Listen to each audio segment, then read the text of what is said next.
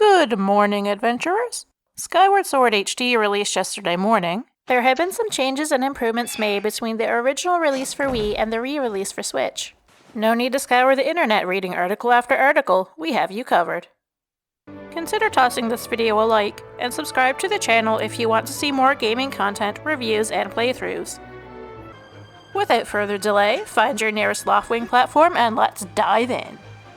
The game has been given an upgrade in terms of graphics, and now runs at a buttery smooth 60 FPS, up from the 30 of the first iteration. While I haven't noticed many issues with drops myself, frame rate isn't an area I'm knowledgeable in, or really notice unless it gets really bad and stuttery. The textures have been enhanced and upscaled to 1080p. They do look cleaner, crisper, and not as blurred as the original. The models themselves are left unchanged, and can look slightly odd in some cutscenes, but overall, the game looks even more like the Impressionist painting they were going for. If you tend to put your console down one day, and then pick it up the next and swap carts without thinking to turn it on to save your progress first, don't worry, because Autosave's got your back. The addition of Autosave is going to cut down a lot on backtracking to find a bird statue to save at. It will also be a favorite on future playthroughs, especially while taking on the mining facility. It takes me forever to complete sand-based regions of any game, and I'm constantly saving and coming back later, picking away at them bit by bit. Speaking of bird statues, and if you don't mind us going off track here for a minute, if you're lucky enough to get your hands on the Amiibo, you can use it to return to Skyloft at any time. I love the look of this Amiibo. Skyward Sword Zelda is one of my favorite designs, and the blue over Loftwing on this is stunning. If you're an Amiibo collector, big or small, keep your eye out for one of these. The detail is gorgeous. You can feel each feather of the Loftwing. The only small issue that, for me at least, isn't really an issue, her foot doesn't touch the bottom, nor is it attached to the birds, and it kinda just floats there, waiting for something to come along and bend it. There is also something going on with the ribbons in her hair. I tried to show here, but my phone just doesn't do small details well. Getting back on track here, if you played or spoken to anyone who has played the first Skyward Sword, you undoubtedly know of Fi. She is the spirit of the goddess sword and the companion to the chosen hero, tasked with aiding Link in his adventure. In the Wii game, she performed a little too well, constantly interrupting players to get percentages few cared about, the same advice she had given only moments before, and reminding me of my poor choice in cheap batteries when they were running low every few hours. She has been tamed down now, and will make the sword glow, letting you know she has info about the area or advice on where to go next on your journey. As much as I like having a companion for Link, and think her overall design is pretty clever, making her resemble the sword in which she dwells, it's not that I don't like Fi as a character.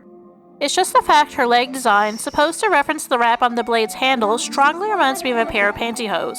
It invokes the smell of stinky feet in my mind every time I see her, and since first meeting Fi in 2011, I still to this day refer to her as Stinky Toes. Sorry to anyone who has her as their favorite sidekick and now just smells sweaty, smelly feet every time they look at her.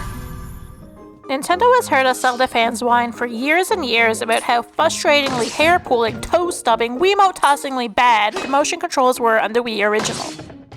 While I'm aware there are fans of the Wii version who love the controls and had no issues with them besides recalibrating a few times, and I myself didn't mind them, we had a few annoying moments where I wished for traditional controls, but there was nothing major.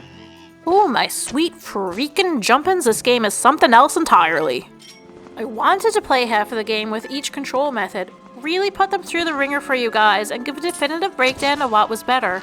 I tried. I really tried. The sword and Loftwing are just as they were in the first game, a bit wonky, but functional.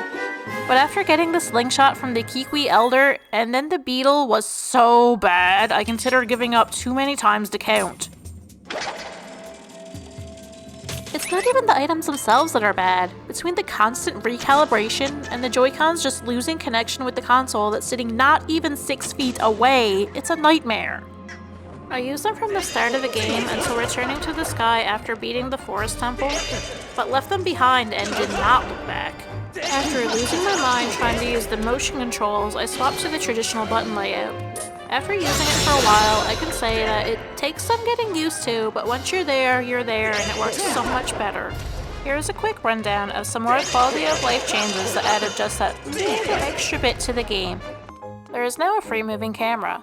Just like in Breath of the Wild, use the right stick to control if you're using the motion layout. Although, if like me, you have opted for the button controls, just hold down the L button, and the right stick, which is usually your sword, becomes the camera. The game no longer reminds you what an item is, or how it's used every time you pick up a rupee or relic like you're just picking up that same item 5 minutes prior. The cutscenes are now skippable. Just hit the minus button if you don't want to watch the same scene on your 5th playthrough. There's a good choice of button here, as the minus isn't in a place people wanting to watch and experience the scenes will accidentally hit, abruptly yanking them out of the scene and leave them wondering what just happened. You can speed up dialogue, just press B to skip the slow reveal and see it all at once. There are some points this doesn't seem to work, but I may just be doing it wrong. The name of who is speaking now appears in the text bubbles. It's nothing earth-shattering, but it's useful for finding specific characters for those not familiar with the game or who played it once, 10 years ago, and don't remember exactly who is who. Well, that's all for today. A huge thank you to everyone who's listened to my annoying voice for this long. Please leave a comment below with any games you want to see us cover in the future. We will have a full review of Skyward Sword coming up in the coming weeks. Until then, stay safe and game on!